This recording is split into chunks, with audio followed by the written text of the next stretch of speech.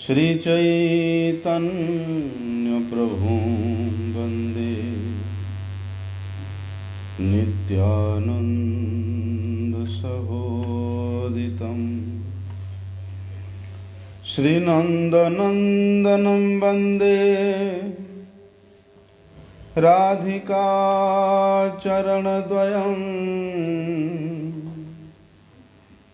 गोपीजनसमायुक्तं बृन्दावनमनोहरम्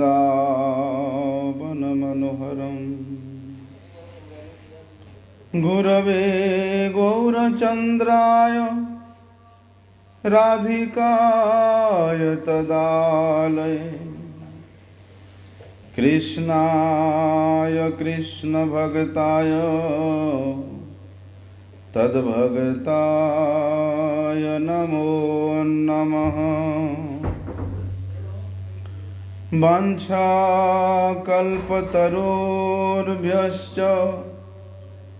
कृपा सिन्धुभ्यैव च पतितानं पावनेभ्यो वैष्णवेभ्यो नमो नमः। पतित पावन परम करुणामय परम आराध्यतम गुरुपाद पद्म नित्य लीला प्रविष्टम विष्णुपाद परमहंस परिव्राजकाचार्य वर्ज्य अष्टोत्तर शत श्रीमद् शिल भक्ति वल्लभ तीर्थ गोस्वामी गुरु महाराज के श्री चरण कमल में अनंत कोटि साष्टांग दंडवत प्रणाम करते हुए उनकी अहेतु की कृपा प्रार्थना करता हूँ। आज व्यासावतार श्री वृंदावन दास ठाकुर जी का तिरोभाव तिथि पूजा महामहोत्सव है।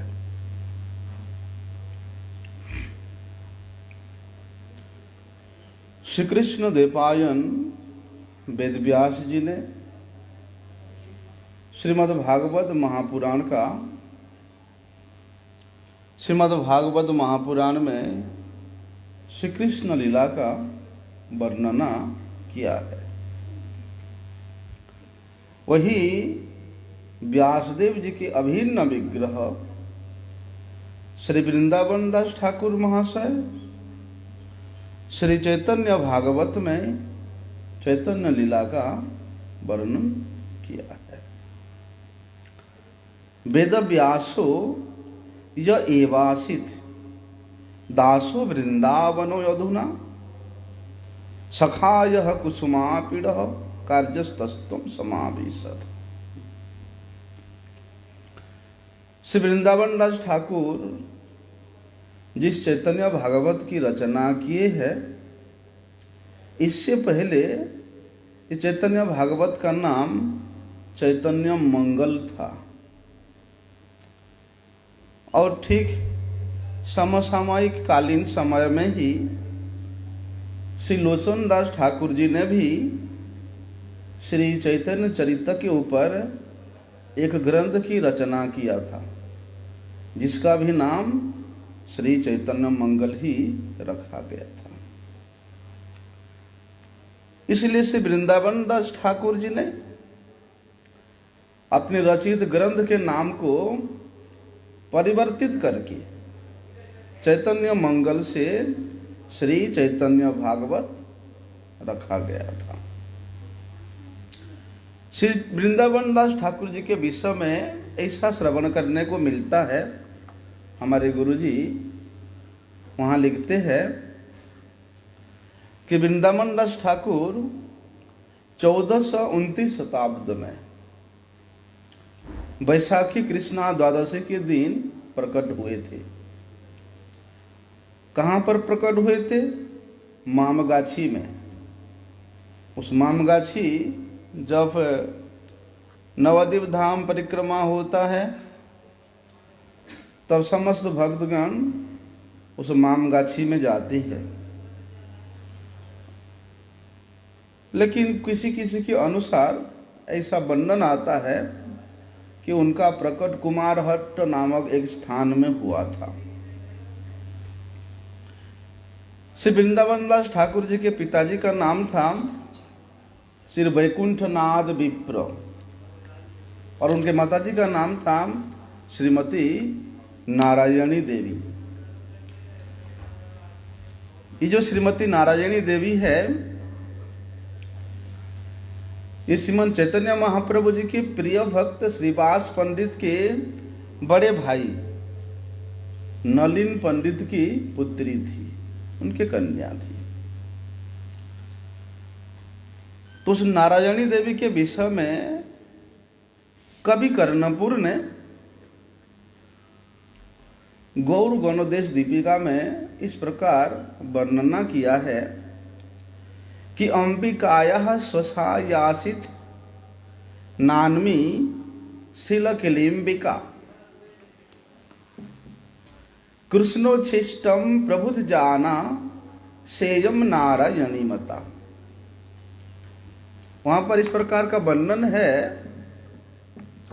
कि नारायणी देवी किसके अवतार थी?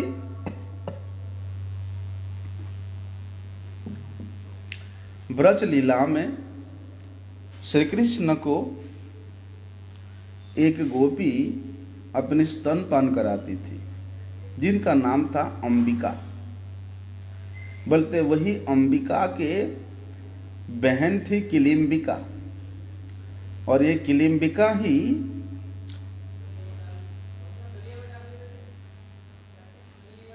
चैतन्य लीला में श्री नारायणी देवी के रूप में प्रकट हुई है और श्रीमन महाप्रभु जी के परम कृपा की पात्री भी बनी है। वहां पर जिस प्रकार से अंबिका श्री कृष्ण, वो थोड़ा सा कम कर दो इसको, श्री कृष्ण को अपने स्तन पान करा के आनंदित करती थी। बोलते उसी समय किलिम्बिका, अंबिका की बहन भी विशेष रूप से श्री कृष्ण के कृपा को, श्री कृष्ण के प्रसाद को ग्रहण करती थी। ठीक उसी प्रकार यहाँ पर मालिनी देवी के यहाँ, श्रीवास पंडित जी के यहाँ नारायणी देवी भी, क्योंकि श्रीवास आंगन में श्रीमन महाप्रभु प्रायशः कीर्तन रास किया करते थे और मालिनी देवी श्रीमन महाप्रभु जी को अपने स्तनपान कराती थी, क्योंकि मालिनी देवी श्री चैतन्य महाप्रभु जी को हमेशा अपने पुत्र के रूप में ही स्नेह किया। तो पुत्र संबंध से संबंधित होकर के उस निमाई को, गौर सुंदर को मालिनी देवी अपने स्तनपान कराती थी। वर्णन आता है कि वहाँ गुरुदेव ऐसे लिखते हैं कि वो जो अंबिका थी, वे अंबिका ही श्रीवास पंडित जी के पत्नी मालिनी देवी के रूप में प्रकट हुई है और उनके बहन थी किलिम्बिका। ठीक उसी प्रकार यहाँ पर उनके ननंद के रूप में, क्योंकि श्रीवास पंडित जी के बड़े भाई की लड़की है नारायणी देवी, मालिनी देवी के ननंद के रूप में यहाँ पर नारायणी देवी की प्रकट हुई है। श्रीमन महाप्रभु जी ने श्रीवास आंगन में जब महाप्रकाश लीला का अभिनय करते थे, संकीर्तन करते थे, तो उसी समय श्रीवास आंगन में ये नारायणी देवी, उस समय वे छोटी सी बच्ची थी, 4 साल की उम्र की थी। तो श्रीमन महाप्रभु जी ने वो 4 साल की छोटी सी उम्र के नारायणी को कृष्ण नाम का उच्चारण करने के लिए कहा। कृष्ण कृष्ण कहो, कृष्ण कृष्ण कहो। तो इस प्रकार श्रीमन महाप्रभु जी के श्रीमुख से कृष्ण नाम को उच्चारण करने के लिए जब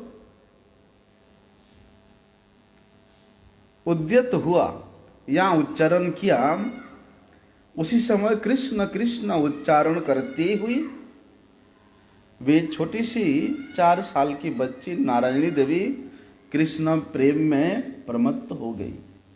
कृष्ण प्रेम में पागल होकर अपनी आंखों से प्रेमाश्रु की धारा बहाती हुई वे पृथ्वी पर लोटपोट हो रही है, पृथ्वी पर गिर पड़ी है। कौन है वो? वह है वृंदावन दास ठाकुर जी के माता श्री नारायणी देवी। तो जिन श्रीमन महाप्रभु जी के कृपा से अभिषिक्त होकर के अपनी शैशव काल से ही जिन्होंने श्री कृष्ण प्रेम को आस्वादन किया है, श्री कृष्ण नाम रूपी रस में प्रमत्त हुआ है, तो उन माता नारायणी देवी के गर्भजात शिशु क्या साधारण हो सकता है?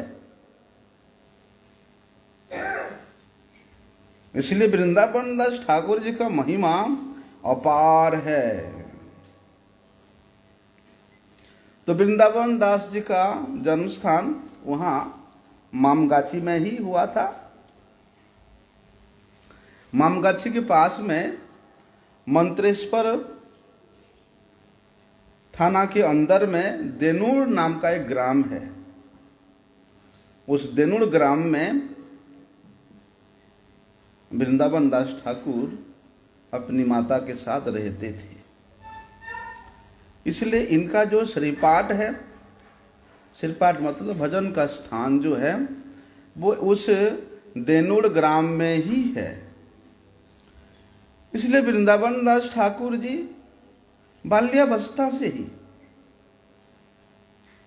अपनी माता के साथ उस गांव में रहते थे। क्योंकि जब वृंदावन दास ठाकुर बहुत छोटे से थे, उनके प्रकट होने के 1-1.5 साल के अंदर ही उनका पितृवियोग हो गया था। इसलिए पितृवियोग होने के कारण वृंदावन दास ठाकुर जी की जो माता जी नारायणी देवी वे श्रीवास पंडित जी के घर में आकर के रहती थी। और उसी समय श्रीवास पंडित जी के घर में ही नारायणी देवी के ऊपर श्रीमन महाप्रभु जी का विशेष कृपा हुआ था। जिस प्रकार से हिरण्यकशिपु जब घोर तपस्या करने के लिए चला गया था, तब प्रहलाद जी के माता कयाधु भक्त प्रवर नारद मुनि के आश्रम में रह करके समस्त प्रकार के शिक्षा दीक्षा में शिक्षित होकर के अपने गर्भ में स्थित शिशु को परम भक्तिमान बनाई थी। उसी प्रकार श्रीवास पंडित भी परम भक्त प्रवर उनके घर में रह करके श्री वृंदावन दास ठाकुर जी के माता जी भी नारायणी देवी भी अपने पुत्र को भजन की शिक्षा में विशेष रूप से श्री गौरांग नित्यानंद जी के लीला में अभिभूत किया था। यद्यपि इनके जो पूर्वज है श्रीहट्ट में इनका स्थान था, यहाँ श्रीहट्ट के रहने वाले थे, किंतु वृंदावन दास ठाकुर अपनी माता जी के साथ श्रीवास जी के घर में ही रहते थे।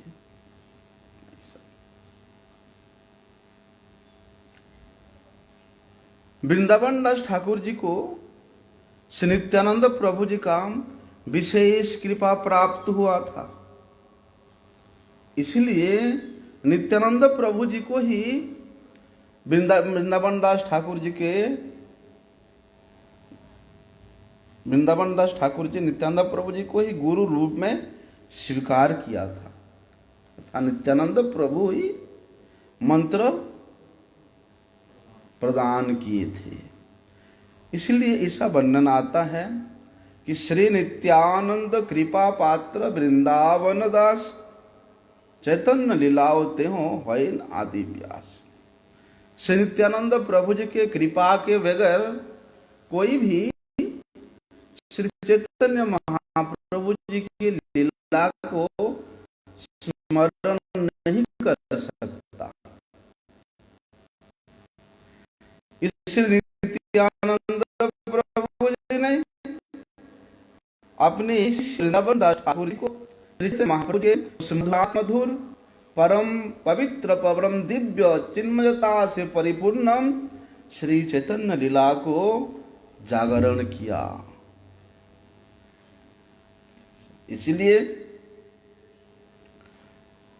श्री वृंदावन दास ठाकुर जिस प्रकार से श्री चैतन्य लीला का वर्णन किया है, उस प्रकार से वर्णन ना पहले कभी हुआ था ना कभी होगा। इसलिए कविराज गोस्वामी श्री कृष्णदास कविराज गोस्वामी जी ने विशेष रूप से अपनी चैतन्य चरितामृत में वृंदावन दास ठाकुर जी के महिमा का गान किए हैं। किस प्रकार से गान किए हैं?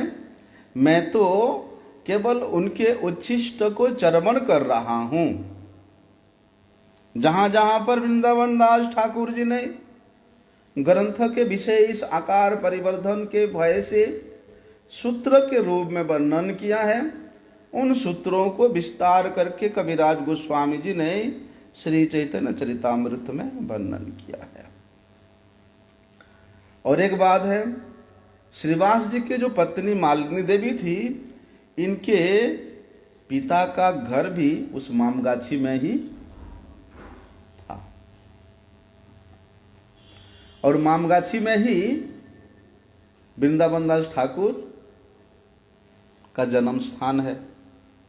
और उसी मामगाछी में ही एक विप्र के घर में उनके माता का विवाह हुआ था, ब्राह्मण के पंडित है, श्रीवास पंडित, नलिनी पंडित की पुत्री थी नारायणी देवी। तो अभी भी उस गांव में मामगाछी में वृंदावन दास ठाकुर जी के द्वारा सेवित श्री गौ नित्यानंद जी का बहुत सुंदर श्री विग्रह है। और हमारे गौड़िया मठ के विशेष रूप से वहां पर चैतन्य मठ के अंडर में है शायद, है ना? देखा वहां पर ब्रह्मचारी लोग सेवा करते हैं, वहां उनके द्वारा सेवित श्री गौ नित्यानंद जी का अभी भी पूजा होती है।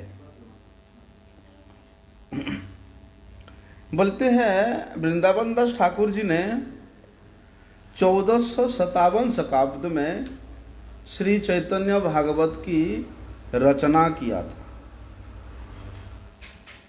चैतन्य चरितामृत में कृष्णदास कविराज गोस्वामी जी ने श्री वृंदावन दास ठाकुर जी के विषय में इस प्रकार वर्णन किया है कि वृंदावन दास नारायणी नंदन चैतन्य मंगल जेहो करिलो रचन भागवते कृष्ण लीला वर्णिला वेद व्यास चैतन्य लीलाति व्यास वृंदावन दास। कविराज गोस्वामी लिखते हैं वहां पर कि वृंदावन दास ये नारायणी देवी के पुत्र है, जिन्होंने श्री चैतन्य मंगल को बड़े ही अतुलनीय ग्रंथ के रूप में प्रकाशित किया है, रचना किया है। श्रीमद् भागवत में वेद व्यास जी ने जिस प्रकार से श्री कृष्ण लीला को वर्णन किया है, उसी प्रकार वृंदावन दास ठाकुर ने चैतन्य भागवत में चैतन्य मंगल में श्री चैतन्य लीला का विशद रूप से वर्णन किया है। इसलिए कृष्ण लीला भागवते कहे वेद व्यास चैतन्य लीला व्यास वृंदावन दास। इसलिए कृष्ण लीला का व्यास कौन है? वेद व्यास जी, कृष्णदेवपायन वेद व्यास जी। और चैतन्य लीला का व्यास श्री वृंदावन दास ठाकुर जी। वृंदावन दास कैल चैतन्य मंगल जहां श्रवणे नासे सर्व अमंगल। जिस चैतन्य मंगल का वृंदावन दास ठाकुर जी रचना किया है, उस चैतन्य मंगल के श्रवण करने मात्र से ही बल्कि समस्त प्रकार के अमंगल दूरीभूत हो जाता है।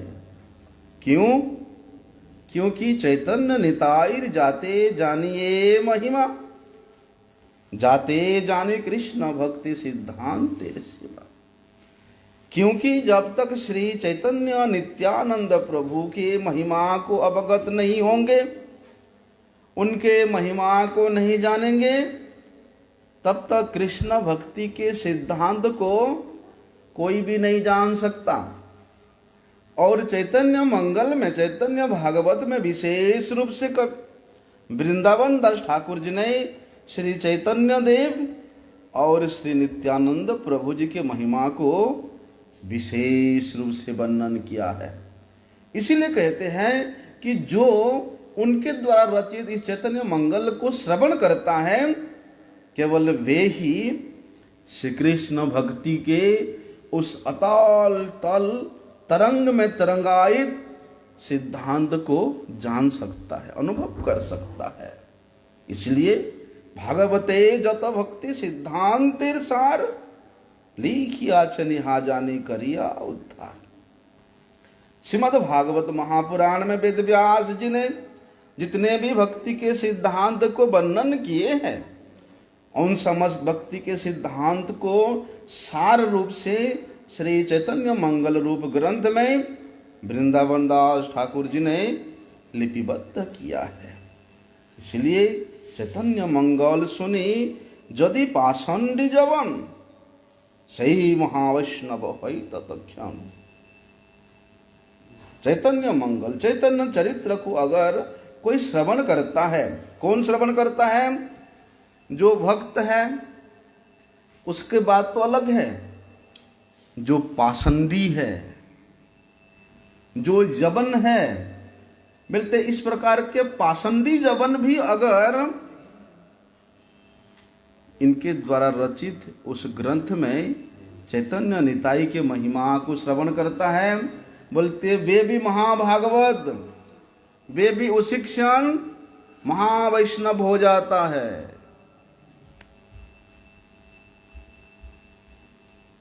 ऐसा इसलिए कहते हैं मनुष्य रचिते नारे ऐसे ग्रंथो धन्य, वृंदावन दास मुखी भक्ता श्री चैतन्य। उस चैतन्य मंगल नाम के ग्रंथ में ऐसा असाधारणता है, इसका ऐसा सिद्धांत की सूत्रता है उसमें कि उसको कोई साधारण मनुष्य कभी भी रचना नहीं कर सकता है। वहां कविराज गोस्वामी बताते हैं, स्वयं श्री चैतन्य देव वृंदावन दास ठाकुर जी के हृदय में प्रकट होकर के ये सब लिखवा रहे हैं। उनके हृदय में ही चैतन्य महाप्रभु स्वयं बोल रहे हैं। वक्ता श्री चैतन्य देव जिस प्रकार से बोल रहे हैं, उसी प्रकार से वृंदावन दास ठाकुर उनके उस लीला को वर्णन कर रहे हैं। वृंदावन दास पदे कोटि नमस्कार, ऐसे ग्रंथ करीते हो तारिला संसार। वृंदावन दास ठाकुर जी ने ऐसे ग्रंथ का रचना किया, जिस ग्रंथ के नाम के श्रवण मात्र से, जिस ग्रंथ के सिद्धांत को श्रवण करने मात्र से, जिस ग्रंथ में श्री चैतन्य नित्यानंद के महिमा को श्रवण करने मात्र से बल्कि समस्त संसार उद्धार हो जाता है। और उन्होंने उद्धार किया तारीला संसार। क्यों नहीं करेगा भला? नारायणी चैतन्य रुचिष्ट भोजन। श्रीमन महाप्रभु श्रीवास आंगन में जब भी प्रसाद पाते थे तो श्रीमन महाप्रभु जी का उच्छिष्ट महाप्रसाद श्री नारायणी देवी बाल्यकाल से ही, अर्थात वृंदावन दास ठाकुर जी के माता श्री बाल्यकाल से श्री चैतन्य महाप्रभु के उच्छिष्ट प्रसाद को ग्रहण करती थी। और तार गर्भे जन्मिला दास वृंदावन, बोलते वही नारायणी देवी के गर्भ में श्री वृंदावन दास ठाकुर जन्म लेते हैं। और की अद्भुत चैतन्य वर्णन, चरित वर्णन, वही चैतन्य देव के चरित्र को इतना अद्भुत से अद्भुत रूप से वर्णन किया है कि जहां श्रवण शुद्ध कैलत त्रिभुवन को उन्होंने शुद्ध कर दिया।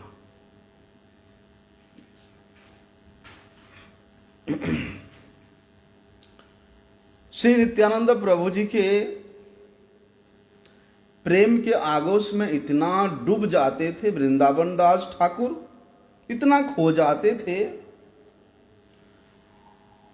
कि जहां पर नित्यानंद प्रभु जी के चरित्र वर्णन करने का समय आता वे भाव विभोर हो जाते, उनके हृदय में प्रेम का विकार जागृत हो जाता। वे सोच नहीं पाते कि मेरे गुरु नित्यानंद प्रभु के विषय में क्या वर्णन करूं, क्या वर्णन करूं। इतना प्रेम के आगोश में वे वशीभूत हो जाते थे। जिस प्रकार श्री सुखदेव गोस्वामी जी श्रीमती राधा रानी के नाम को श्रवण करने मात्र से ही प्रेम के आवेश में प्रमत्त हो जाते थे और कुछ वर्णन नहीं कर पाते थे, कुछ लिख नहीं पाते थे, उसी प्रकार से नित्यानंद प्रभु के चरित्र को वर्णन करने के समय में भी वृंदावन दास ठाकुर प्रेम के आवेश में बद्ध हो जाते थे। इसलिए किसी किसी स्थान पर उन्होंने सूत्र रूप में उन सब चरित्र को वर्णन किया है। विशेष रूप से श्रीमन महाप्रभु जी के जो अंतिम लीला, गंभीरा लीला श्री नीलाचल धाम में संपादित हुआ था, महाप्रभु जी के उन अंतिम लीलाओं को स्मरण करने मात्र से ही वृंदावन दास ठाकुर अष्ट सात्विक विकार में आबद्ध हो जाते थे, जिसके कारण वे उस अंतिम लीला इतना प्रेम का लीला है कि उस प्रेम में डूब जाने के कारण वे उसको वर्णन नहीं कर पाते थे। इसलिए उनके चैतन्य भागवत में श्रीमन महाप्रभु जी की जो अंतिम लीला है, गंभीर लीला का असंपूर्णता वहां रह गया था।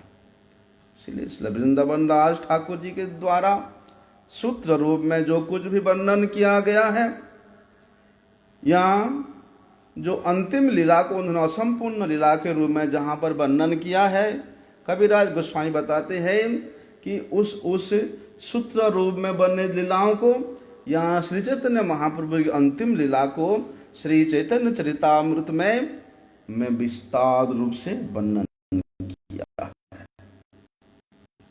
श्री चैतन्य लीलार व्यास दावन मधुर कलाचन, यही ग्रंथ विस्तार भय छड़िला जे स्थाने सही स्थाने मुहि करीब व्याख्यान है। चैतन्य चरितामृत में श्री कृष्णदास कविराज गोस्वामी इस प्रकार वर्णन करते हैं कि चैतन्य लीला के व्यास वृंदावन दास ठाकुर जी ने बड़े ही मधुराति मधुर श्री चैतन्य लीला को वर्णना किया है, लेकिन ग्रंथ के विस्तार के भय से उन्होंने जहां जहां पर उसको केवल सूत्र के रूप में वर्णन किया है, उस सूत्र को मैंने विस्तार करके वर्णन करूंगा। विशेष रूप से श्री वृंदावन दास ठाकुर जी ने श्रीमन महाप्रभु जी के आदि लीला, अध्ययन लीला, पौगंड लीला, श्रीमन महाप्रभु जी के काजी दलन लीला, नीलाद्रि गमन लीला, पुरी में जल क्रीड़ा लीला, इसको उन्होंने विस्तृत रूप से श्री चैतन्य भागवत में वर्णन किया है। पतित पावन श्री वृंदावन दास ठाकुर जी इस जगत के कृष्ण विमुख जीवों को विशेष कृपा करने के लिए, उनके प्रति शासन करने के लिए उन्होंने कई बार आवेश में आकर के, जैसे हम लोग काल श्रवण किया, गुरु तत्व में हम लोगों ने श्रवण किया कि गुरुपाद पद्म अगर अपने शिष्य को ताड़ना करता है, भर्त्सना करता है, उसको पीटता भी है, यहां तक बताया अभिशाप भी देता है, विरोध भी करता है, द्वेष भी करता है, तो भी शिष्य को अपने गुरु के सेवा में नियोजित रहना ही चाहिए। बोलते इसी दृष्टि से श्री वृंदावन दास ठाकुर इस जगत जीवों के मंगल के लिए उन्होंने शासन के अनुरूप, शासन करने के अनुरूप वाणी का, वाक्यों का प्रयोग किया। और वे कहते थे कि श्री चैतन्य मंगल में, चैतन्य भागवत में श्री नित्यानंद प्रभु जी के इतने मधुराति मधुर, श्री चैतन्य महाप्रभु के इतने सुंदर चरित्र को बार बार वर्णन करने के बाद भी जो पापी श्री चैतन्य नित्यानंद प्रभु का निंदा करता है, ये तो परिहारे हो, जे पापी निंदा करे तबे लाठी मारो तार सिरेर ऊपर। वहां कहते हैं वृंदावन दास ठाकुर जी कि पतित पावन से नित्यानंद प्रभु की इतनी महिमा को सुनने के बावजूद भी जो पापी उनका निंदा करता है, मैं उसके सिर के ऊपर लाठी नहीं, लात मारूंगा। लेकिन